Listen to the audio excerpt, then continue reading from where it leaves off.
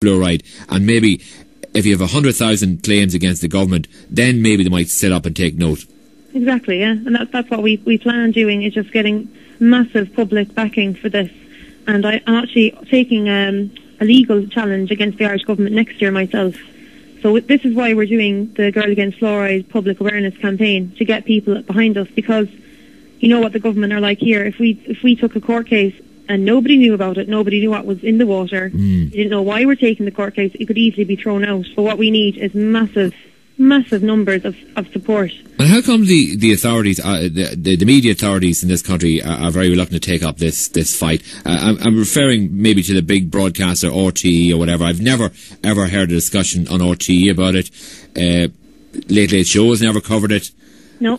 Well, why do you think that is? Well, I think that's because they know, and I know this sounds like a conspiracy theory, but it seems to be the fact that if you ring up the main broadcasters and you want to talk about water fluoridation, they won't have you on air. And it's as simple as that. Yeah, and a friend of mine who's on the campaign, he set up a campaign on Facebook to get people to ring the Joe Duffy show every day. And he's rang in a number of times, and he's actually recording now the conversations, and he's showing people that this is what he's doing. He's ringing up, and they're not putting it on air. Well, we're very, very enthusiastic about the appeal and the campaign, Aisling, so there's no problem here talking about it. In fact, that's the basis of free radio, isn't it? That you can discuss things like this, yeah. Fluoride in the water. And as I said, we're probably scaring a lot of people this morning because they're busy boiling their kettles. Now, does boiling the water in any way diminish the effects of the fluoride? If you drink it straight from the tap, obviously you're getting fluoride and water. But if you boil the water or put it through a filter, does that in any way diminish the damaging effects of fluoride in your system? Well, unfortunately, boiling actually concentrates it further because you're reducing the water, so you're left with more of the chemicals. So most people do believe that boiling it is making it safe, but it's actually the reverse is true. But the only way to safely, you can remove it if you have a filter, reverse osmosis filter. Okay, are they expensive? Yeah, or a water distillation unit. Right, and I suppose people who are listening who have their own water supply, they're the lucky ones. Well, they're the lucky ones, yeah. If you're on a well, you're incredibly lucky. But if you're relying on the public water system, and that begs another question, when they bring in these so-called water charges and water meters into the country, if people sort of set up and say, listen, I'll pay for my water, okay, but I don't want water that's contaminated with fluoride and toxins and poisons. I'll pay if it's clean water, but not if you're poisoning the system here. Absolutely. So if every en masse said to the government, we'll pay for our water, we've no quibble with that, but don't be putting any crap into it. Exactly. Well, which is why we're going to be pushing this campaign to have such a nationwide coverage, and by the time next year that comes around, that will be the government will be regretting ever mentioning the word water charges. Well, hopefully, opportunity to highlight it. Yes, that's my wish as well, Aisling, that hopefully they will highlight the situation of the fluoride in the water, that when they do come to enforce the water charges, that then people will set up and say, listen, I'll pay for it all right, but you've got to give me clean water.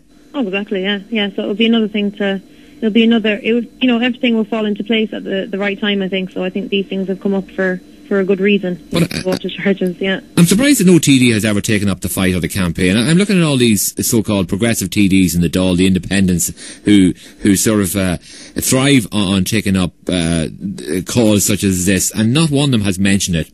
Yeah, well, there is John Gormley, before he got into power, the Green Party, with Fianna Fáil, his election promise was that he'd get the fluoride out, and then as soon as he got in power, there was nothing mentioned of it. He was told to keep his mouth shut. Exactly. And then in 2001, Fine Gael, you can see this on the internet, and it's an independent article, their election promise was also to stop fluoridation. And then they're in power, and obviously, no. They just, dare I say, they toe the party line every time. Exactly. And is there a higher force, you think, telling the Irish government, keep your people subdued, keep the fluoride in the water? Well, I think it's coming, I would imagine, from the pharmaceutical lobby, because they've got such huge power in Ireland, that we have such high use of pharmaceutical drugs in this country that which people need to be on. They're dependent on these drugs because their health has been implicated because of the fluoride in the water. So they would obviously pressurise government to keep this in, so that their money, their companies are turning over billions, which is a very sad fact, that people would regard money over human health. It's mind-boggling. I did mention earlier in the interview, Aisling, about Northern Ireland. The 26 counties here are all being subjected to fluoride in the water. What's the story in the north of Ireland? Yeah, not in the north. There was 2 cities that had been fluoridated up to 1997, but it was a man who led the campaign called Walter Graham, and they rallied all the people and they got it out. They had the backing of Jerry Adams and Ian Paisley in the government level. Well, that's very interesting now. Jerry Adams is the TD for County Louth, and he hasn't once mentioned fluoride in any of his election campaigns here in Louth. Sinn Féin do have a policy. Do they? They have a policy, but they don't actually take it up.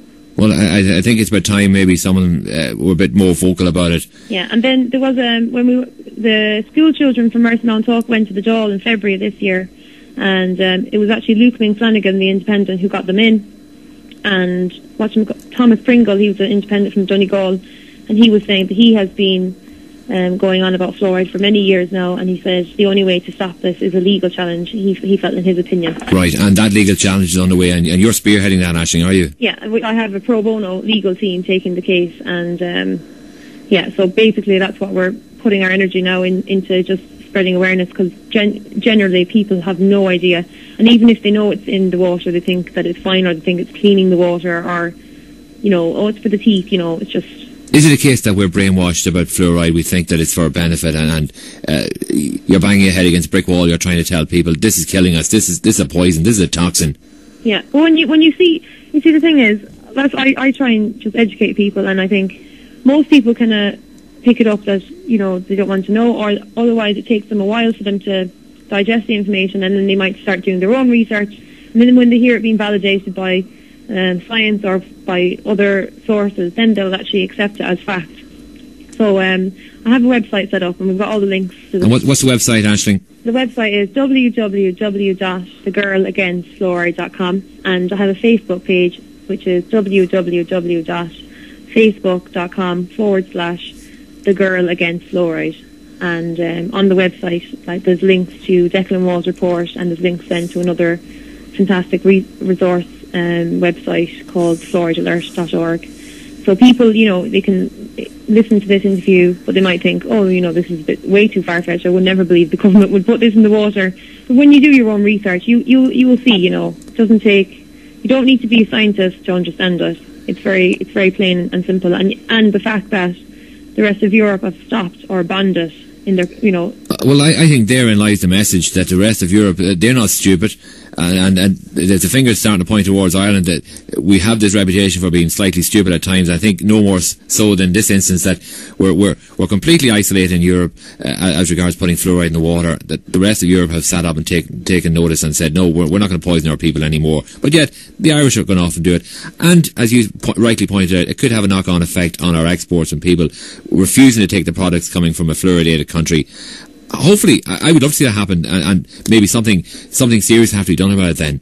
Exactly, yeah. I think if you get the farmers, which is a huge, it's a huge industry in Ireland, the export trade is massive, we're relying heavily on that. And if you can get them on board with this, then, it's going to put massive pressure on the government. They really.